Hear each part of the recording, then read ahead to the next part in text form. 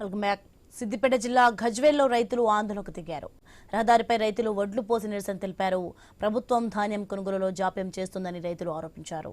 వడ్లు, మొక్కజొన్న, పొద్దుతిరుగుడు పంటలను కొనుగోలు చేయడంలో కాలయాపన జరుగుతోందని, వర్షాకాలం సమీపిస్తున్న నేపథ్యంలో పంటలు నష్టపోయే ప్రమాదం ఉందని ఆవేదన వ్యక్తం చేశారు. వెంటనే వాహనాల సంఖ్య పెంచి కొనుగోలు ప్రక్రియను వేగవంతం చేయాలని రైతులు డిమాండ్ చేశారు.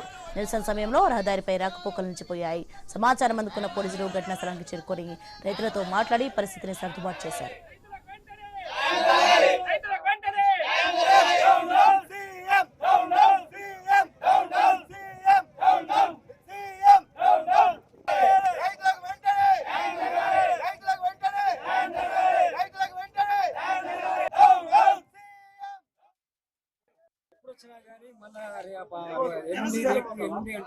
మాకు పంట పండించినప్పుడు ఇంత ఇబ్బంది కాలేదు.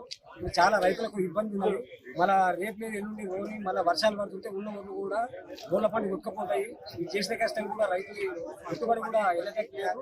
కానీ రైతులకు ఏదన్నా మేలు చేసి మాకు ఇవాళ రేపటి కాట పెట్టనే మంచిగా, లేకపోతే మాత్రం మీరు కాటంటే మేమనే ప్రైవేట్ గా నమ్ముకుంటుంది. కానీ మీరు ఆపద పెట్టాలి. మీరు రేటు కొట్టమంటే తీసుకుంటే ఊళ్ళ మీద వస్తుంది. వీటికి ముట్టేసుకోవడానికి సంగతి